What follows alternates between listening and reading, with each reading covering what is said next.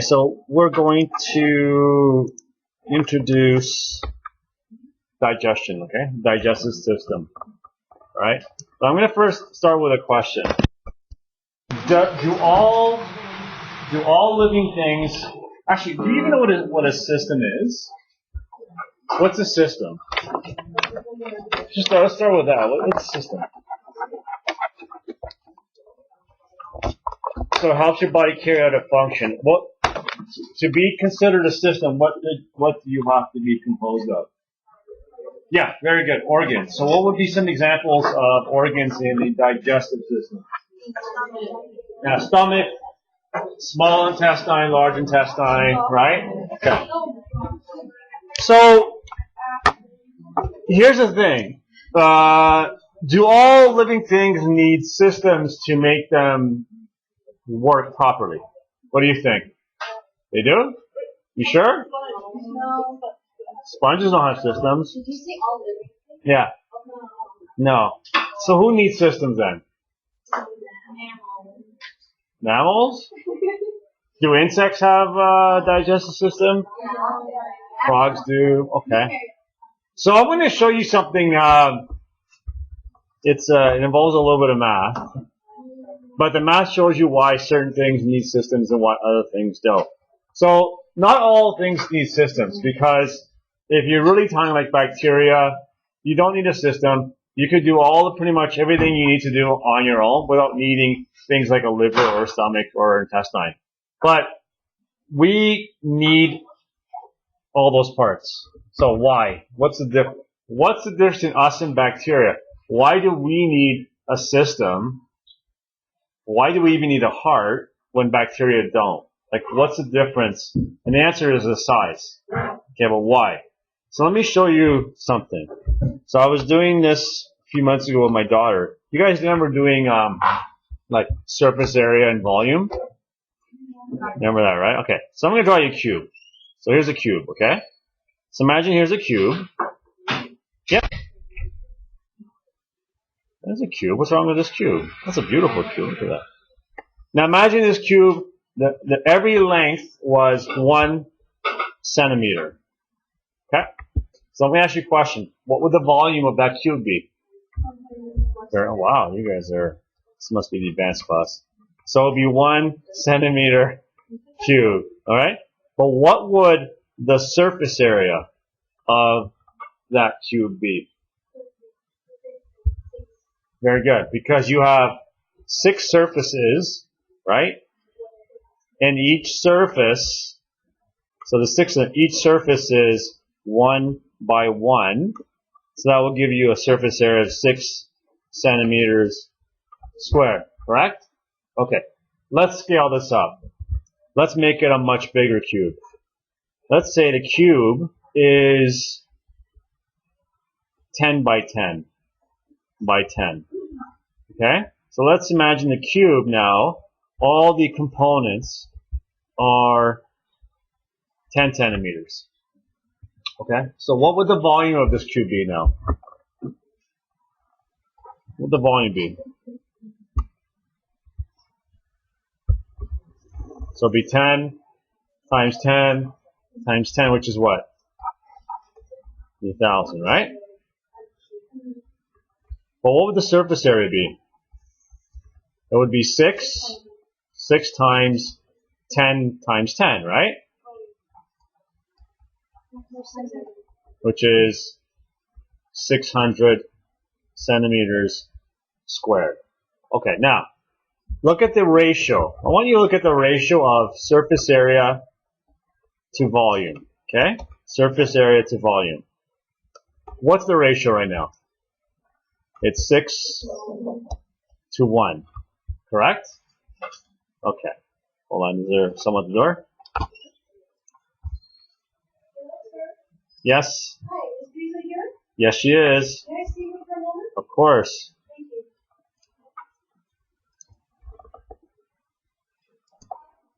Okay, sorry. Yeah, I do have this.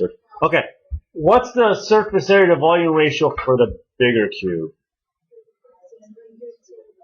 2,000, right? So it's 600 to 1,000. So it's 6 to 10. It's no longer 6 to 1 now. It's 6 to 10. What does that mean? Here's the thing.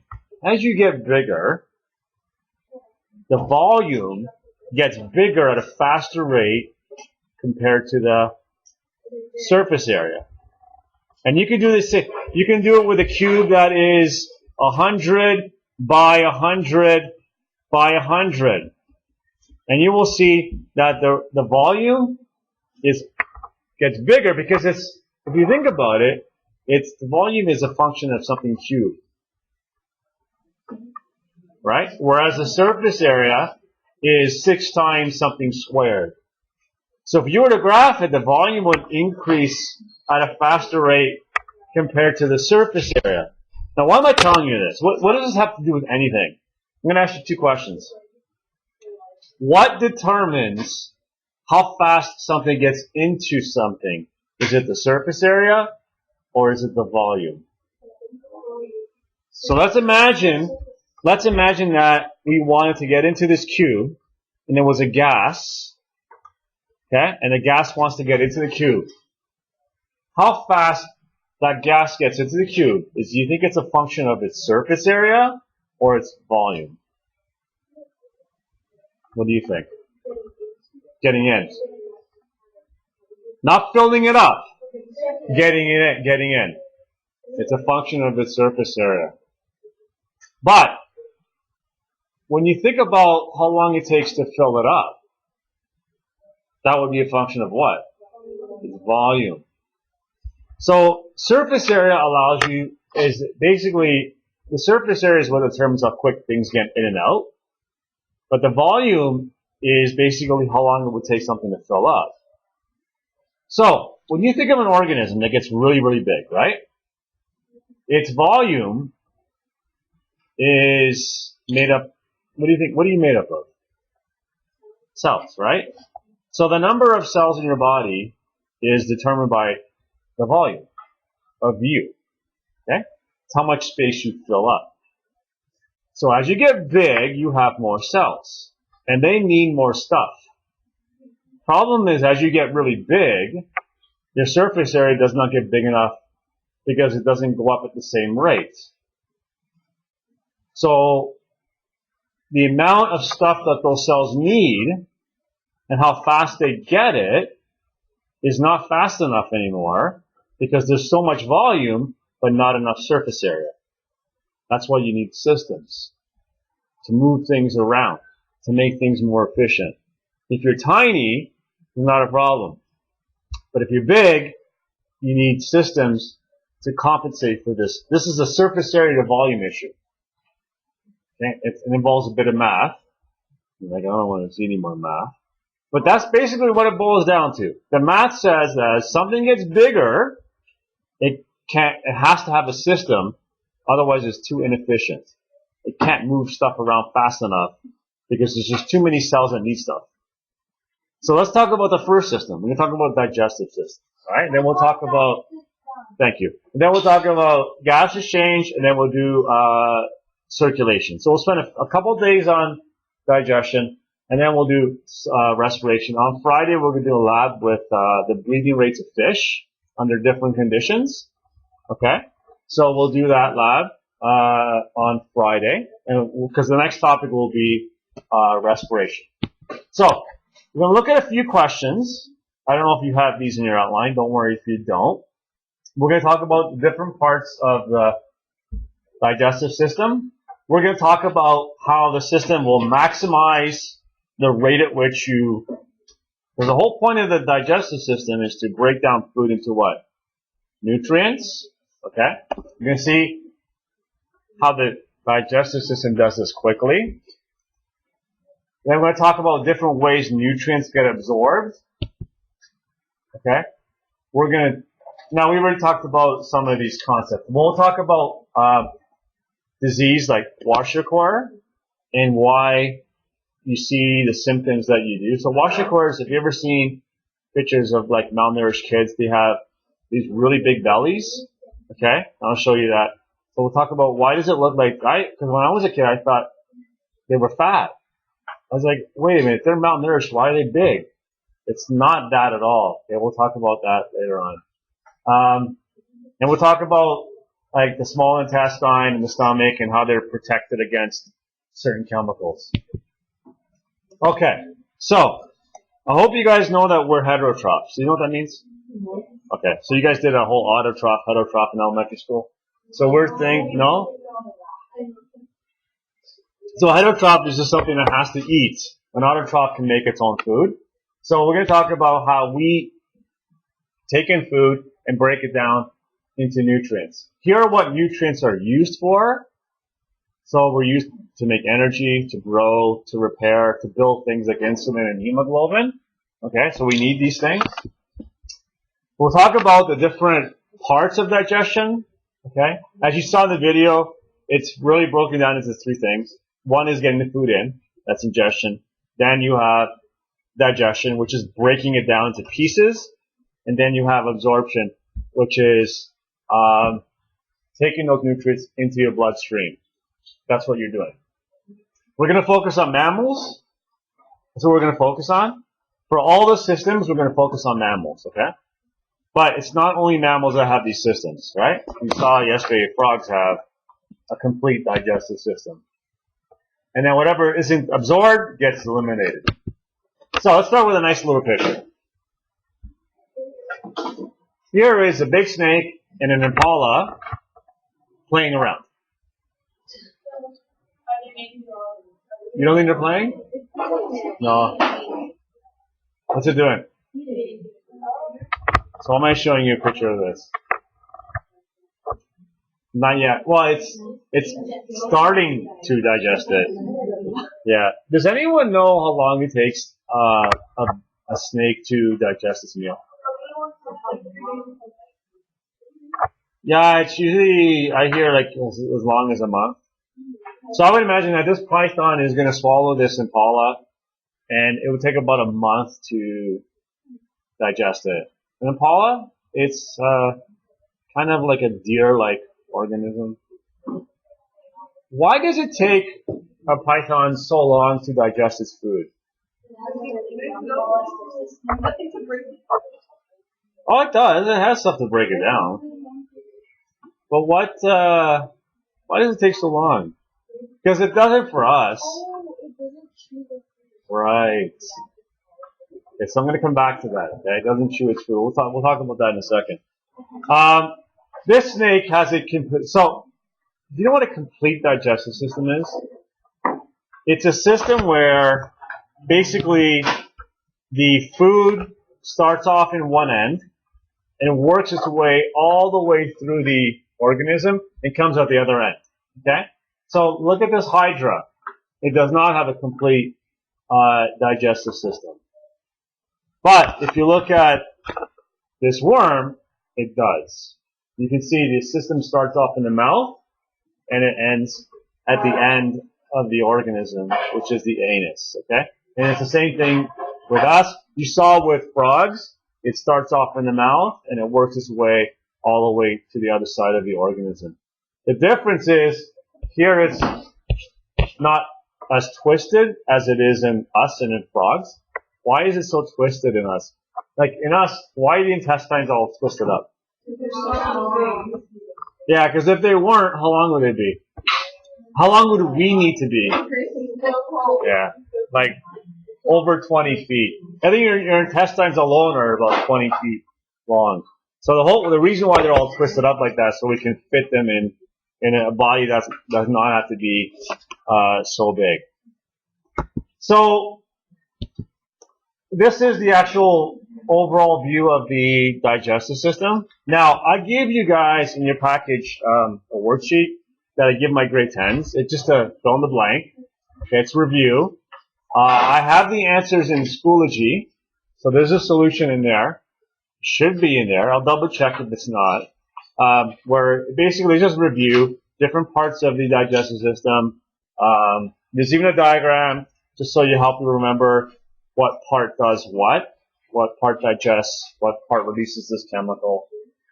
So we're going to talk about this pretty briefly. I'm not going to spend a whole lot of time on this. But I think we kind of know like the order from grade 10, right? So if I said to you, what comes first, the stomach or the esophagus? What would you tell me? Okay, what about small intestine or large intestine?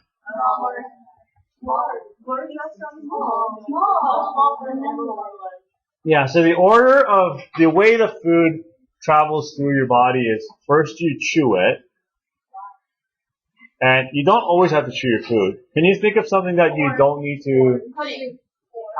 Yeah, soup, or you know, like those Ensure drinks. Yeah.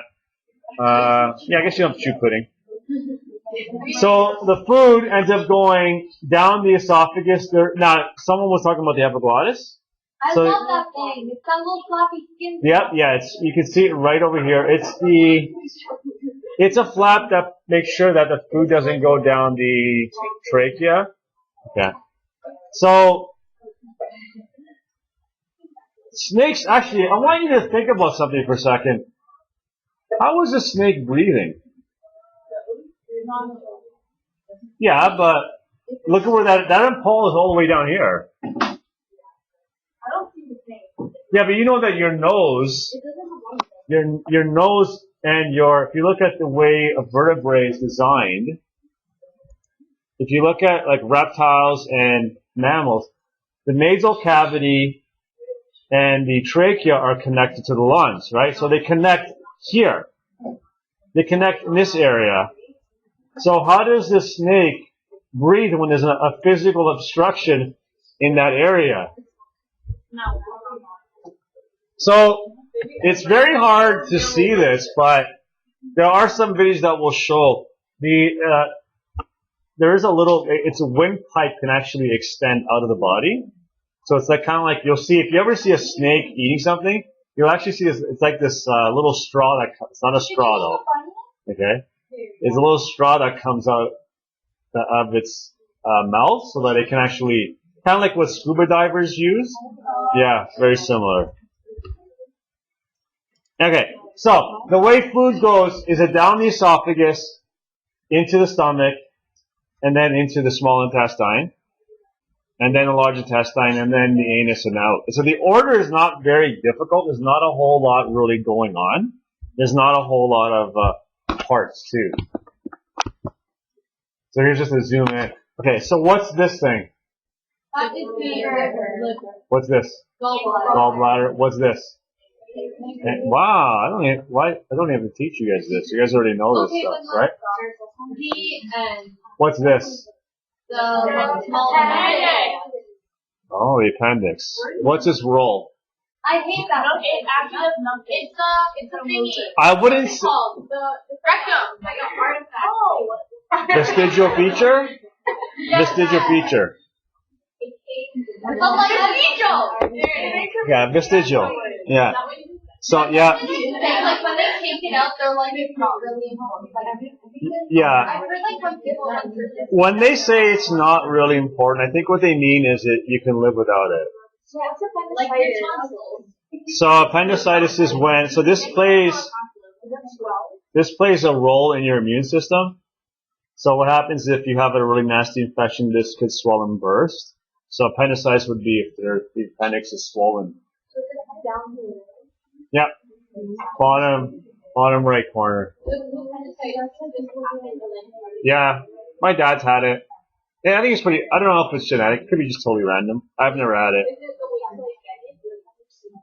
I don't know. I don't know if there's like,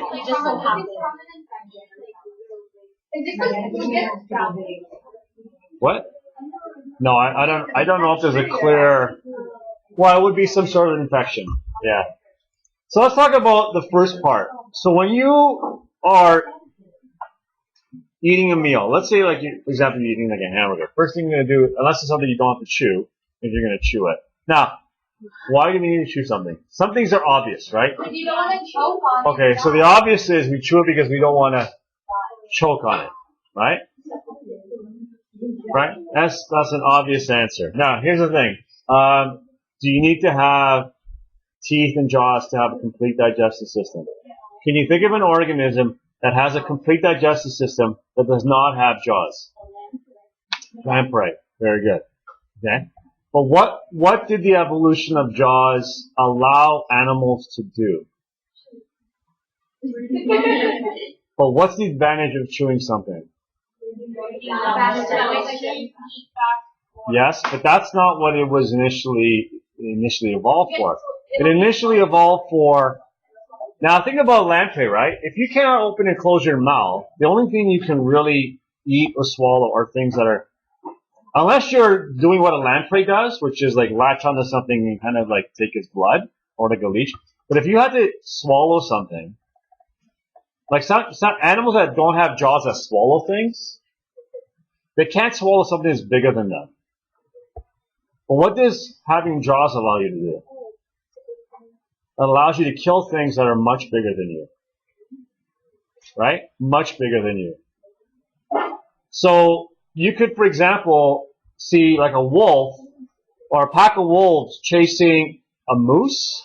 You ever seen how big a moose is? Okay, you ever see how big a wolf is? So without jaws, there's no way a wolf would be able to eat that moose. So having jaws allows smaller things to eat bigger things. But you're right, it allows us to chew our food. So that would be mechanical digestion. So what happens in the mouth is you have what's called mechanical and enzymatic digestion. Physical and chemical digestion. Yeah, that's the other two terms, okay? So it's physical and chemical digestion. So here are just some pictures of teeth. Okay? You can tell a lot, by the way, from teeth. You can tell a lot about the organism, what it does. But we're not going to talk too much about teeth, okay? I actually go through a dentist later on today for cleaning. Okay, so after we chew it, where does the food go? It goes down the esophagus. The esophagus, okay. Yeah, down the esophagus, okay. And you can see that here. It's pushed. What's that process called? Peristalsis. Very good. And you can see that happening here. And we can see that the food is being pushed through a sphincter that opens. A sphincter is a muscle that opens and closes to control the movement of food going in and out. And then we get into the stomach, where again we have mechanical digestion, because the stomach actually squeezes and churns, which means it's moving around. But more importantly, you have chemical digestion, okay? And we'll talk about that in a second. So here's a picture of the lining of the stomach. So what comes out of the lining of the stomach? Yeah, acid. Now, acid we know is what? If I told you if there was an acid spill on your desk and I told you to clean it up without gloves, would you do it? Why not? Yeah, it would corrode your skin, right? It would react with your skin, and that's not good. So why doesn't the stomach react, or why is it protected? Because it produces mucus. Okay, so it also secretes. Not only does it secrete acid and other chemicals, but it also secretes mucus that protects it from its own chemicals. So if you know someone has a stomach ulcer, what happens is the mucus actually deteriorates, and then the acid could actually literally work its way through the stomach lining. So, and I've actually seen like images of like the acid going right through and drilling, and you can get like bleeding, and it's pretty nasty. We'll talk about chemicals in this. Well, actually, we'll talk about chemicals now. So, no, you know what? I'm going to do the survey first. Then I'll come back to chemicals. This, after the stomach, is the survey of the organs. Sorry, survey of the organs. What's the matter? We're surveying. We're talking. Okay, we're just talking about the organs right now. Yeah. Am I confused with the word survey? Oh, you guys are so cute. After the stomach is what? Small intestine. So here's an image of the small intestine. The small intestine you saw in the video has these little projections. These are called villi. Okay? This is where you get absorption. This is where the food gets absorbed. So like when you're breaking down like a hamburger, what would you think a hamburger would be broken down into? So if you look in the back, when you buy something, in the back it has a nutrient label. It tells you what it is, right? So like meat would be what? Protein and fat. But if you're eating a hamburger bun, then the bun would also have carbohydrates. So when you break down your meal into the nutrients, the carbs, the protein, the amino acids, and the sugars, and we'll talk about that in a sec. This is where it gets absorbed, right here. Okay? And we'll talk about why we need to have these little projections. Yeah, we'll talk about the importance of that. And then you have your organs that help out digestion. So like, for example, the liver produces some chemicals. A really important one is something called bile, which is stored here. Okay, that's the chemical that breaks up fat.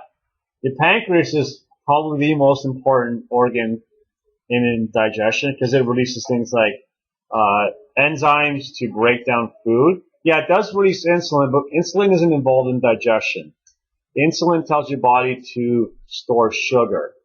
So after you digest something and you absorb sugar, then your sugar levels go up and then insulin gets released. So the pancreas will secrete enzymes to help break down carbs into sugars, proteins into amino acids, and fats into their components. Yep.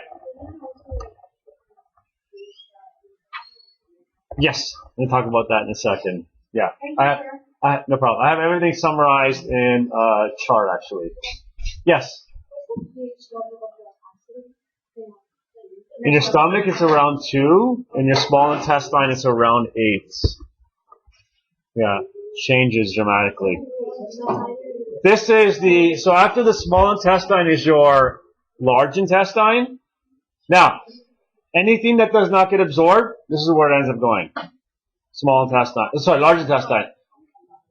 The role of the large intestine is to absorb absorb water, because water is a very important nutrient that you don't want to lose. So, what do you call it when you absorb too much water? That's the opposite. Yeah, so you could be constipated if you absorb too much water, because you need the water to kind of make, not that you need to really visualize this, but the waste has to be kind of like Goldilocks, not too hot, not too cold, not too hard, not too soft. So if it's got just the right amount of moisture, it's okay, but if you take too much water out, it'll be hard for it to move through, and you can be constipated. If you don't absorb enough water and too much water comes out, that could be diarrhea. That's not good either. That could kill you. So do you just drink a lot of water if you have? Yeah. If you have diarrhea, you need to, or if you're constipated, you need to have. Even if you're constipated? Yeah, because if you're constipated, it means you probably don't have enough water. Yeah. Wait. Yes. What's that thing again where you can diet? Oh, yeah, remember that we talked about that. Yeah, what's it called? I can't remember the actual name of the condition, but that, what you're talking about when we did in chemistry, where you dilute your blood, yeah. Oh, I can't remember the name of it now. Oh, there we go. This is a cross-section of the large intestine, okay? So, the large intestine, what's the other name for the large intestine? Colon. And when you lose part of your colon, it's called a semicolon. Just kidding. Okay. This is the summary of, so this is something you probably would have talked about a little bit in grade 10. This is the breakdown of the different chemicals. And in terms of, can't see my mouse. Sorry. Okay, okay. So in terms of like the chemicals that are actually being used by your digestive system, so this is a summary of what happens. So here are your 3 nutrients. So you can see you have your carbohydrates. Good afternoon. Good afternoon. Hi, Sam. Is Dana Ewing there today? No. Thank you. You have your proteins, and you have your lipids, These are your three main nutrients. And you can see what your digestive system does. It takes carbohydrates and breaks it down into, can't see this thing here, breaks it down into monosaccharides. It takes proteins, breaks it down into amino acids, and it takes fat and breaks it down into fatty acids and glycerol. Now, this is actually what you study in grade 12. In grade 12, you study the composition of carbs, proteins, and lipids. You can actually visualize them and see what they look like, what the structure looks like, the formula looks like, okay? So, yes? What's better than complex or simple? Depends on what you want. If you want, the question was better, complex or simple carbohydrates. If you want a sugar spike right away, what's better? Simple. Something that is sugary. Anything that's sugary would be simple because it's already sweet, which means it's already sugar. Complex would be something that has to be converted into sugar. So like bread or starch. That would take a little bit longer. In blue are the chemicals involved in breaking down the nutrients. So I'm going to ask you some questions, all right? What's the role of salivary amylase?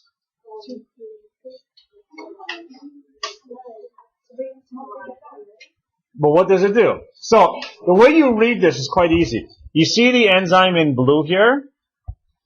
The chemical above is what it works on. The chemical below is what it makes. So salivary amylase will work on a polysaccharide, like starch, and convert it into either a smaller polysaccharide or something called maltose, which is a type of sugar. Okay? So, can you give me an example of a sugar you've heard of?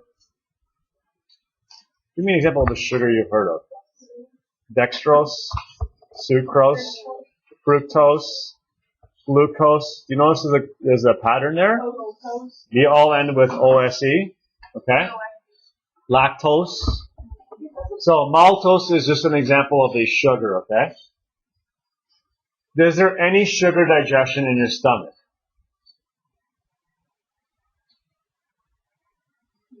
No, I don't see anything. Nothing. What kind of digestion starts in your stomach? Protein. Okay, you can see here. What's the name of the enzyme that actually begins the digestion of protein? Almost sounds like Pepsi, doesn't it? Now, is pepsin the only enzyme that breaks down protein? No, it starts it, but where does protein digestion finish? Where does it complete? Yeah, you can see it here, okay? You can see that there are a bunch of chemicals involved in protein digestion, okay? And so it's like a tag team of enzymes that are working together to break down protein into amino acids. What's the difference in your estimation? What's the difference between pancreatic and salivary amylase? So how are they similar? They both work on what kind of nutrient? Carbohydrates, right? But how are they different?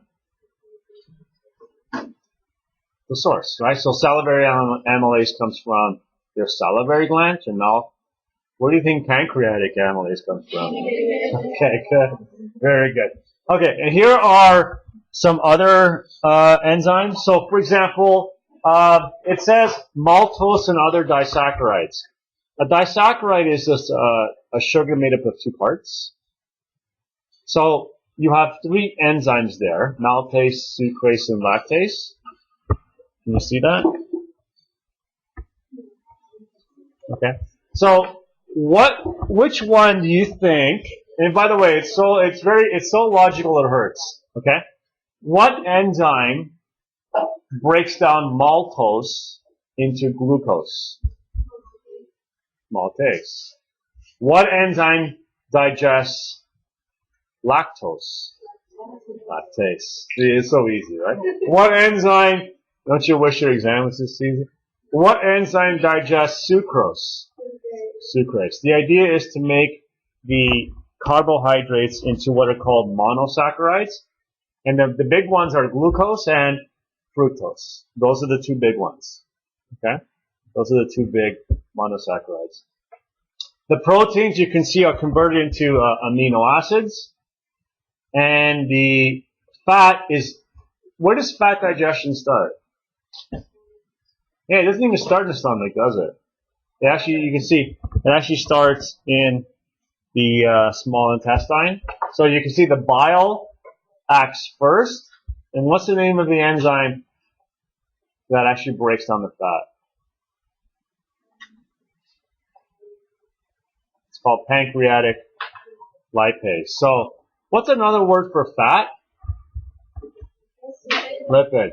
One thing about enzymes, and it's not always the case, but often they have an ending that is ASE. So often you see the ASE ending, and often the enzyme tells you what it works on. Like lactase works on lactose. Sucrase, sucrose.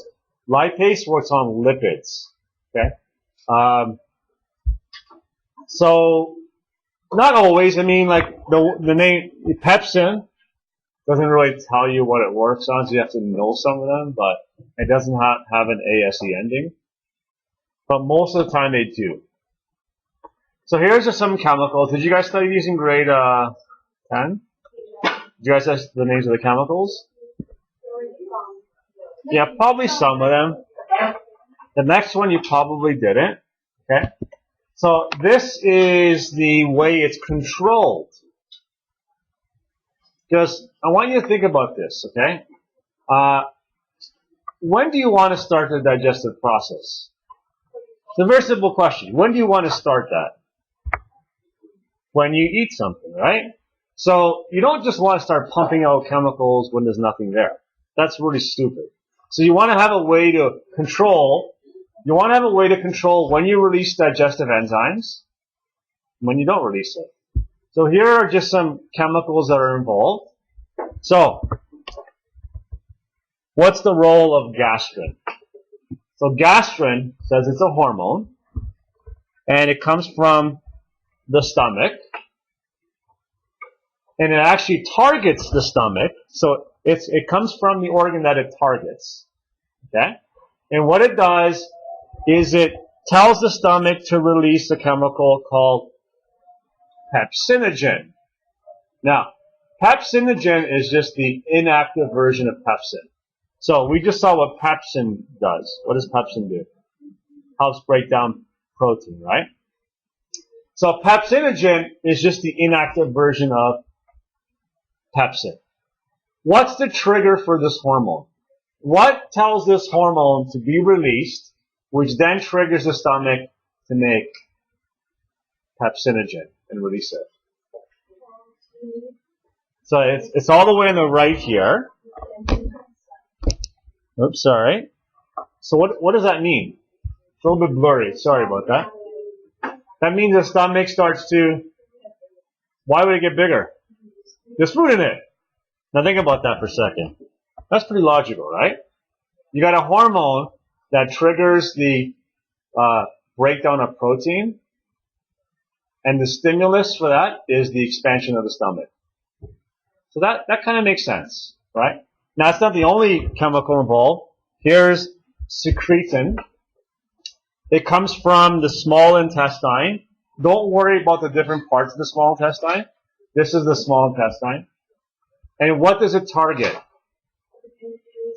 Targets the pancreas and the liver. Now, someone mentioned this.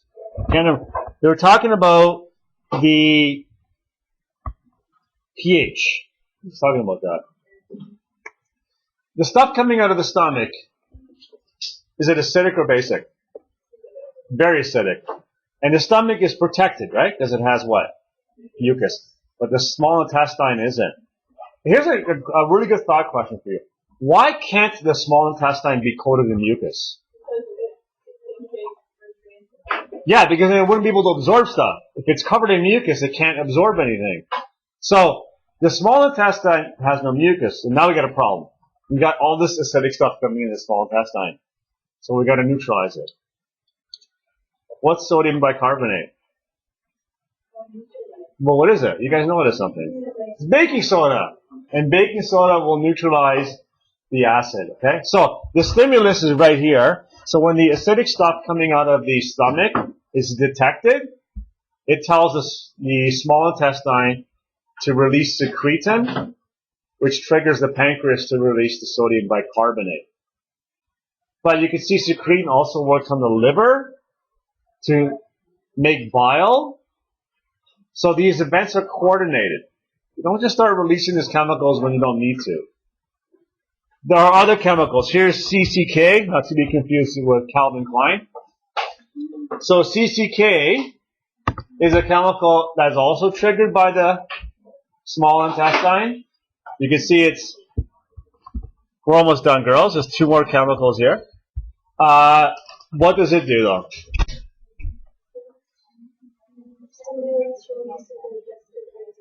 So those chemicals that we just saw from the small intestine, because you can see the small intestine is the star of the show, right?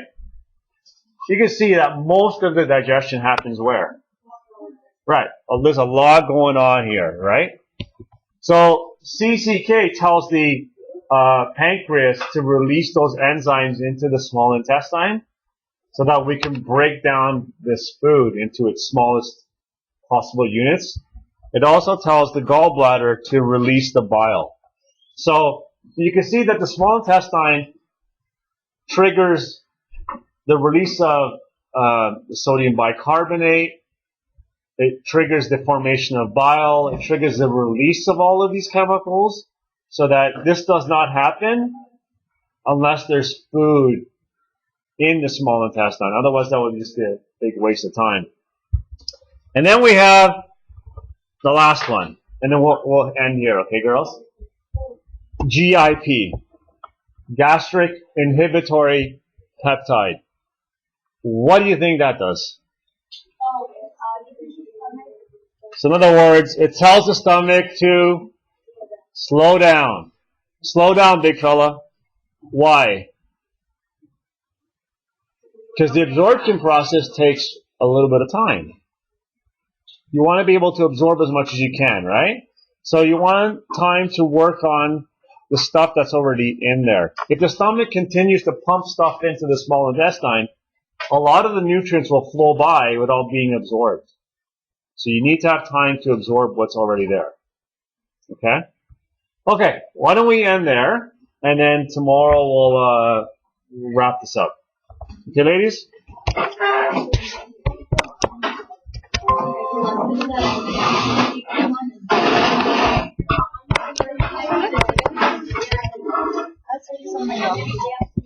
Hold on a second, was it? I know.